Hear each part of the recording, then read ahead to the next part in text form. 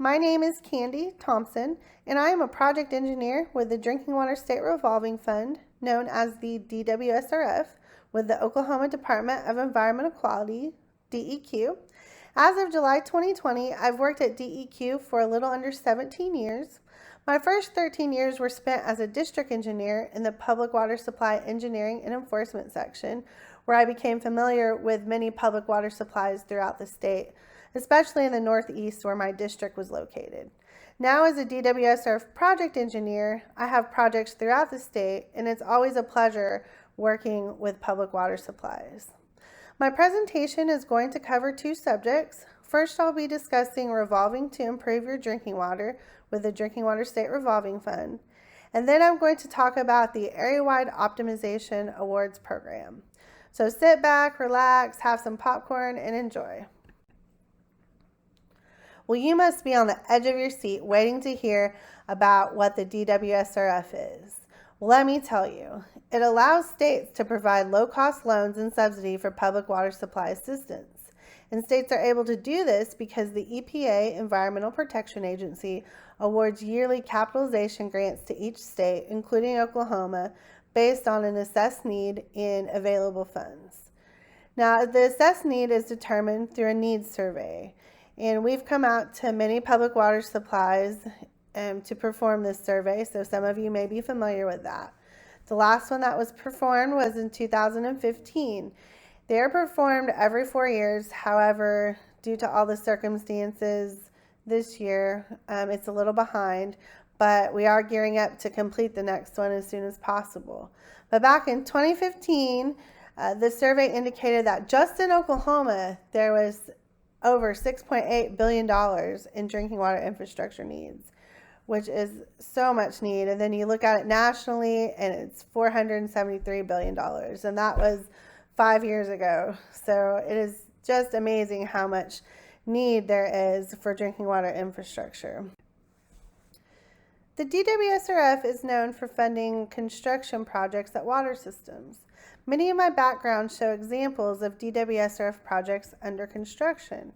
However, the DWSRF also funds small system technical assistance as well as administration for the DWSRF Public Water Supply and Capacity Development Programs. The DEQ and the Oklahoma Water Resources Board, OWRB, cooperatively administer the DWSRF program, and each of our roles will be discussed on the next slide. Now, since 1998, way back in 1998, when Furbies were the cool Christmas toy, the first iMac came out, Google just launched, and Titanic was winning all those Oscars way back then. Oklahoma has financed 205 drinking water projects, and that's over $1.3 billion. So we've constructed a lot of projects in the state with DWSRF funds. Now, as I said, the DEQ and OWRB cooperatively administer the program, and the DEQ is on the technical side of things. We review the engineering report and plans and specifications, and we issue that construction permit that's needed to start construction for a project. We also look at the environmental and make sure all the capacity development requirements are met. The OWRB is like a banker. They require a loan application, a financial application, and that has to be approved. And then when the loan is repaid, the repayments go to the OWRB. It can be confusing sometimes through this process to know which entity to contact, but the DEQ and the OWRB are always happy to help and direct you to the right person. So this is a really cool slide of a project under construction at Oklahoma City. There's two new clear wells that are being built, one in the background, number 4, and one in the foreground, number 5. Number 4 is just a little bit ahead of number 5, but throughout the next couple of slides, you're going to see the progress of those being made. Now, just to talk about some DWSRF loan basics, the eligible entities include cities, counties, towns, rural water districts, water conservancy districts, and public works authorities. Think of those entities that are for nonprofit. Generally, loans are 30 to 40 years, but the loan cannot exceed the life of the project. So if you had a pump that was only going to last 20 years, the loan could not exceed 20 years. However, if you have pumps and water lines and storage tanks, we're going to average those things together to determine the life of the project. Here's another picture of Clearwell number 4. And like Clearwell number 4, let's talk about other eligible projects through the DWSRF. They can include new construction, expansion, rehabilitation, things from treatment to wells, storage tanks, pumps, all kinds of water lines, raw water line, transmission, distribution, your intakes. Land easements are if you have a willing seller. Your engineering report, plans and specs, your permit fee, your resident inspector, legal, bond counsel, financial advisor, and other things. You can always contact us if you have any questions for eligible items.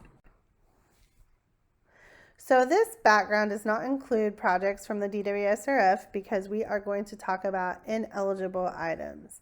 And this includes clean water projects, which means wastewater projects. And the OWRB has a separate clean water SRF, CWSRF, that these projects can be funded through. Also, raw water reservoirs with no treatment. Say that 3 times, raw water reservoirs. Dams, corporations, maintenance. This one can be a little tricky. Like if you wanted to clean out your lagoons, say, get the residuals out, then that's just considered maintenance because that's something you're supposed to be maintaining. But if you had a project to rehab those lagoons and you had to clean them out to be able to rehab them, then that does fall under the DWSRF eligible items. So if you're ever confused, just call us and we can certainly let you know if that would be eligible under DWSRF or not. And then if you build it, they will come. Field of Dreams, love that movie. But basically, we can only pay for what is currently there in terms of need and then into the reasonable future. So, if you want to build a new amusement park or mall or something like that, or big housing development, we're not able to pay, to expand or, the water lines or to expand whatever you need to be able to serve them. We can't pay for that. Now, if all that just made you really excited about getting a DWSRF loan, let me tell you how to apply for one, which is really easy. The first thing is just sending a letter in to us. And we have templates for this letter. So at the end of the presentation, there'll be my contact information. If you'd like a template, you can certainly contact me to get one of those. It's easy information, what is your project, what's the estimated cost, the estimated timeline, do you have a consulting engineer, things like that. So it's very easy. Once you send that letter into DEQ, you get ranked by your district engineer based on things like, your violations, if you have a consent order, your median household income, and then you get placed on our project priority list. And that is the very first step of getting on the DWSRF's radar for a loan. Now, this term shovel ready is very important. And basically, to become shovel ready, which means you're ready to start construction through the DWSRF, you have to have an approved engineering report and plans and specifications with the DWSRF documents. And then you have to have an environmental assessment complete and approved through the DEQ. And then you have to have completed the capacity development assessment, water loss audit, and asset management. And then have a OWRB application completed and approved. And I'm going to touch on each of these things a little more in just a moment. So let's talk about engineers. I am a professional engineer and my husband is an attorney. And throughout our professional careers, we've heard many jokes about engineers and attorneys. And one of my favorite ones was when I was asked to define what an engineer is. And of course, I went into the technical side of things, how many years you have to be in school and the classes you take and what kind of experience you should have, yada, yada. But no, I was very wrong. I was told that The answer was someone who solves a problem you didn't know you had in a way you don't understand.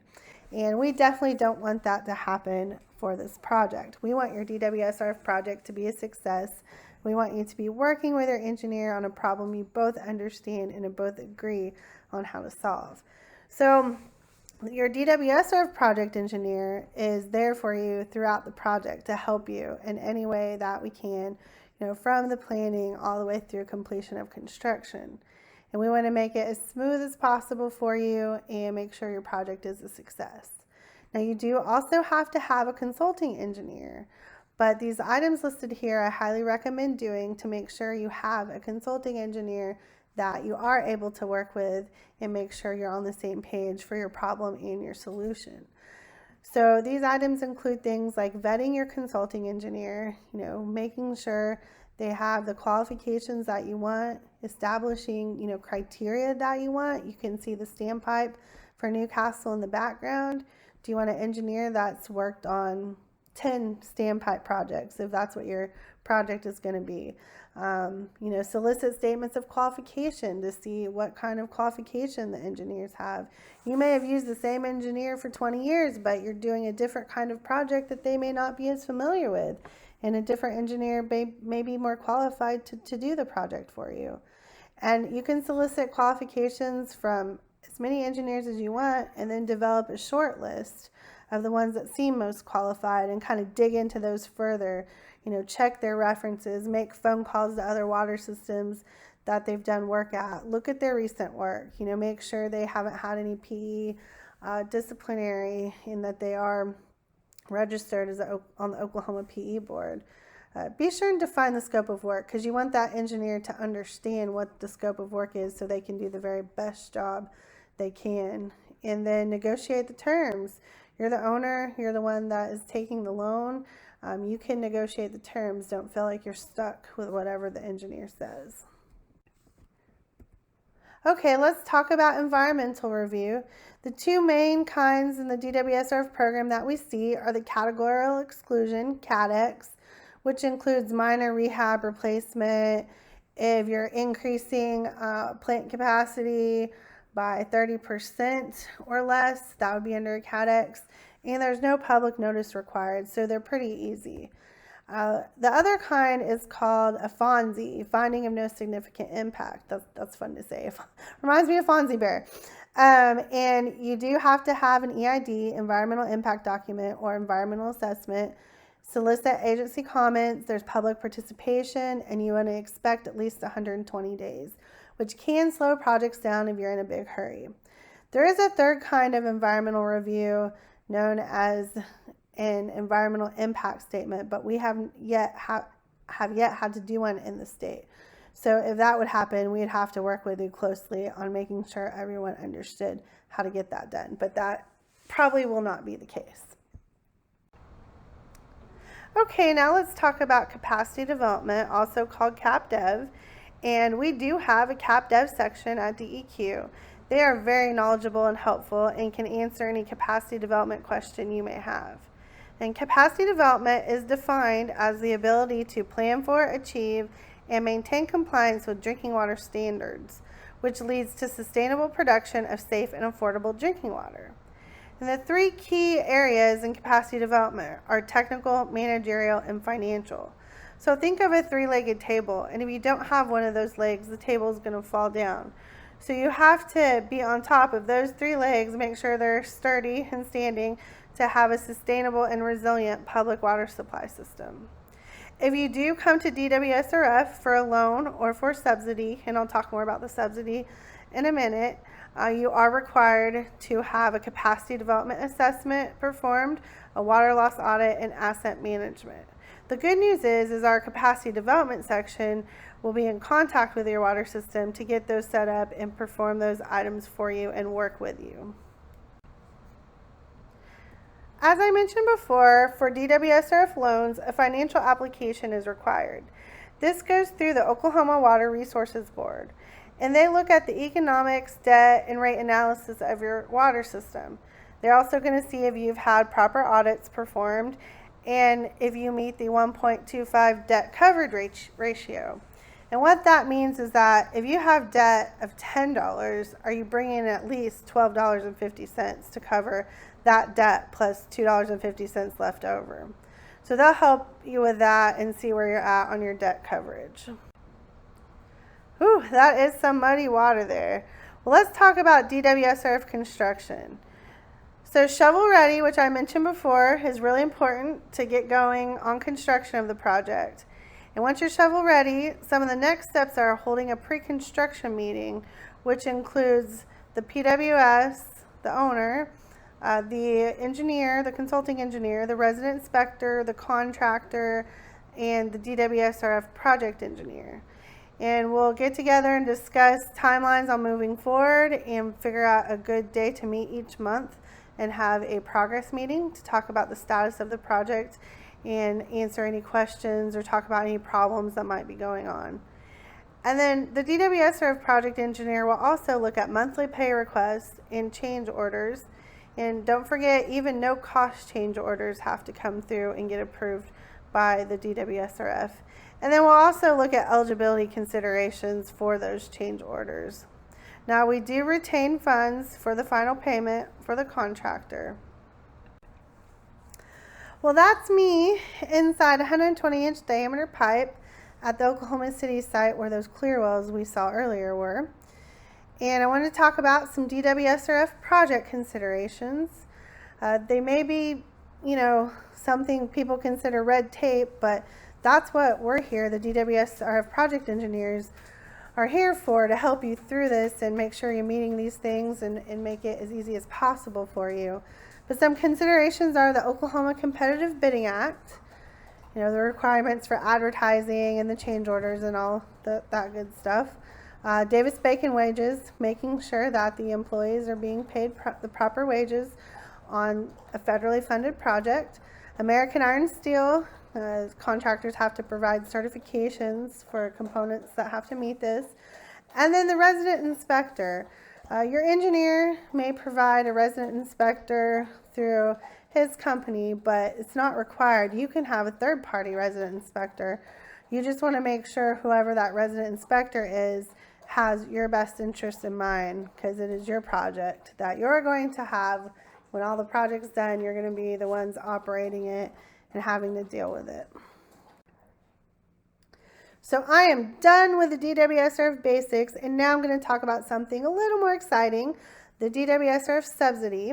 So subsidy is like grant, principal forgiveness. You'll hear it called various things, but nowadays it's hard to find free money out there. So we do have some, and I want to tell you the kinds that we have and how you can apply for them. So way back in the beginning, I mentioned that EPA gives the states a capitalization grant, and each state has to use 20% of that grant for subsidy. Now, 14% of that subsidy is being used for health-based violations or regionalization. And we're putting a special emphasis on DBPs because we have so many violations in the state right now. And this fiscal year, we have $2.18 million available in that subsidy. Now, the other 6% of that 20% is used for disadvantaged communities. And that's based on median household income. Most cities, towns, rural water districts in the state qualify, but there are a few exceptions. So if you're interested in this and want to see if you qualify, you can contact us. Again, my contact information will be at the end, and we can find out for you. Now, there's $936,000 available for the disadvantaged community subsidy this fiscal year. Now, since 2010, about 10 years, we've been able to provide a little over $34 million in subsidy, and about half of that has been for regionalization projects. Okay, let's talk about the details of the DBP subsidy. The subsidy provided may be 100% or a portion of the project cost. The subsidy amount shall not exceed $100,000 per water system. However, if you are a wholesale system, you can work with your purchase systems to see if they would contribute their $100,000 towards your project. Now, the project must also help get those purchase systems into compliance. The funds will go toward all eligible project costs, including special studies. And this is important because you may need to do some additional sampling or modeling of the system to try and determine what the best solution is for DBPs or other health-based violations. You still have to submit an application to OWRB, but it is a shorter form. And the OWRB is funding those bond counsel fees, which is great. Financial advisor fees, FA fees, are not reimbursable through the subsidy. We do reimburse the local counsel up to $2,500. Now, there's no more pre-qualified engineers list. So as long as the engineer is licensed to practice in the state of Oklahoma, then they will qualify. Now, the subsidy can be incorporated into existing projects. So if you already got something going and are just now hearing about this subsidy, let us know. We can see if we can help you, depending on how far along you are in the process. Now, to qualify for the subsidy, you do have to be a non-compliant public water supply and have a signed consent order and paid your penalty. And quickly, I just want to touch on the regionalization piece of the subsidy. If you are needing some funding for regionalization, call us and talk to us, and that's going to be on a case-by-case basis. Now to the disadvantaged community subsidy. Again, it is based on a median household income, which almost all public water supplies qualify, but there are some exceptions in the state. So get with us if you're interested in knowing. It's approximately $936,000 this year that's available. And we are giving priorities to smaller communities under 10,000. But that doesn't mean if you're over 10,000, you are not eligible. So again, give us a call and talk to us. Now for projects, if your total project cost is $300,000 or more, we're going to either give you 25% or $100,000. But if your project is less than $300,000, we'll discuss the subsidy on a case-by-case basis. And projects are awarded kind of first come, first serve for those that are shovel ready. So that's why shovel ready becomes so important. So just remember, even though if it's a loan or a subsidy, you still have to meet all those DWSRF requirements. So there's the bidding and contract requirements, those monthly inspections, Davis-Bacon Act, American Iron and Steel. If your project is over $250,000, it has to meet the disadvantaged business enterprise requirements. You still have to go to OWRB for board approval and do the loan closing. Same requirements on pay requests. And remember that money is not reimbursed until the costs are incurred. And there's many more. And if you do come to us for a project, we'll sit down with you and talk about all those. What are the goals for the subsidies I was just describing? Well, for DWSRF loans or subsidy, we want to improve the drinking water quality in Oklahoma. The current DBP rule violations account for 78% of health-based violations in Oklahoma. That's a very high percentage. So we're really hoping with the health-based violation subsidy, we can help assist those PWSs in returning to compliance. Now, EPA has a national goal to reduce health-based violations by 25% by 2022. So we'll just have to see in 2022 how much reduction Oklahoma has got. But these subsidies are supposed to assist in meeting EPA's goal. So now let's shift gears and talk about the Oklahoma AWOP Awards program. Our slogan is optimizing for the absolute best water. What is this scary creature on the screen? Well, this is what a giardia looks like under a microscope. And for those of you that don't know, giardia is a parasite found usually in surface waters that can cause extreme gastrointestinal illness in humans. So through the physical processes in a treatment plant as well as disinfection, we hope that giardia does not make it into the public water supply. Now the AWOP program helps to do this, and let's start with defining what AWOP is. It's called an area-wide optimization program. It's not enforcement, and it sets goals for going beyond regulations and requirements. And that's why it's assisting in removing that giardia, because it's having water systems look beyond what's required and remove even more. So we want to transfer knowledge to the operators about optimization and hope that operators also transfer knowledge between each other.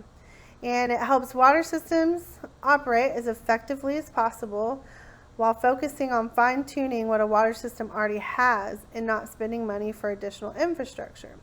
Infrastructure is necessary in some cases, but we want to look at the water system and see what we can do through optimizing operations before jumping to some kind of construction.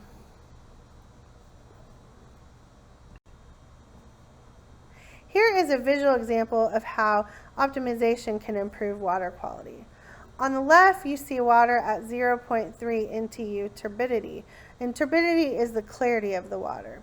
On the right, you see 0.1 NTU turbidity. Now, the left meets regulatory requirements, while the right meets the optimization goals. So which water would you prefer to drink? Within the AWOP program, there's the AWOP Awards. And the AWOP Awards encourages optimization by recognizing public water supply systems participating in the AWOP Awards program. Oh, this creature is even worse. It gives me nightmares. Woo. But this is known as Cryptosporidium, or crypto for short, and it's found in the feces of warm-blooded animals. Usually that then gets into the surface waters. And as you can see, it has a hard outer shell, which makes it difficult for chlorine to penetrate except at very high levels where we couldn't drink the water. So those physical removal processes, along with alternative disinfectants, are critical to make sure crypto doesn't get into the public water supply. Now, optimization encourages that these processes and chemicals be operated as efficiently and effectively as possible, which not only prevents the Cryptosporidium, but also Giardia, viruses, other parasites, and contaminants from entering that public water supply. So if your water supply is interested in optimizing to make sure the water quality is as good as it can be and prevent these contaminants from getting into the water, please join our AWOP Awards. And any public water supply is eligible to participate, and it's all optional, it's not required. You just enroll each year by contacting DEQ. Unfortunately, our 2020 awards were canceled due to the virus and all the COVID-19 restrictions, but we are now enrolling for 2021, and we hope we can carry through and be able to do the 2021 awards. Now, if you are interested in call us and get on our list, we will have a lead AWOP Awards coordinator contact you and spend some time on the phone with you or in person and talk to you about the program, what's required, any forms, things like that. And then if any time you feel like it's just too much or you're just done with it, you don't want to participate, you can opt out. It's no problem. Now, who can participate? Well, any public water supply system is eligible, as I said. There are 4 categories: the surface water and groundwater under the direct influence of surface water, then groundwater, purchased water, and non-community. So the surface water, we're going to be dividing up into 2 populations, a small and a large, but we're still working on that cutoff. And if you do have surface water as well as groundwater wells that commingle, we consider you a surface water system. So how are the awards determined? Well, we have point values for various criteria that we apply to each water system, and it varies depending on the type of water system. The data we collect to determine the points is from January 1 to December 31, so it's based on a calendar year. And some example criteria are turbidity, like for surface water systems, as well as monitoring, that would include all types of systems, and capacity development, water loss audit, MCL violations, and a few more. So what are the actual awards? Well, in 2019, we were able to provide a customized flag and sign for the top system in each category. However, we do not know our budget from year to year, but as long as the budget allows, we would like to continue to provide the flag and sign for those top systems. We also recognize them at public venues. However, because of COVID-19, we weren't able to recognize them at the Oklahoma Rural Water Association conference as we had hoped. So we do hope to recognize them at some point in the future. Optimization certificates are provided for all participants, and priority on the ORWA leak detection list if the water loss audit shows that leak detection is what the next step should be for the water loss. And then it sounds cheesy, but the proud feeling knowing that your water system is the most optimized in the state. And I think that's very important. Now, since we didn't get a chance, I wanted to recognize the 2019 AWOP Awards winners. So for surface water, we have Sand Springs. For groundwater, we have Hooker. For purchased water, we have Mountain Park. And for non-transient, non-community, we have Northern Natural Gas. So a big congratulations to these winners. Congratulations! You've made it to the end of both presentations. Thank you so much for taking the time to listen about the DWSRF program as well as the AWOP Awards program. If you have any questions at all, please do not hesitate to contact me, Candy Thompson, at 405-702-8233, or send me an email at candy.thompson@deq.ok.gov. And in case you're wondering, the picture in the background was taken by a coworker I was with out in the panhandle of Oklahoma near Hooker on a very cold January morning. And we were there for a DWSRF visit as well as an AWOP Awards visit. And I just think this represents the beauty across the state of Oklahoma as well as the excellent water quality that the state provides to its customers. So again, thank you so much. Take care.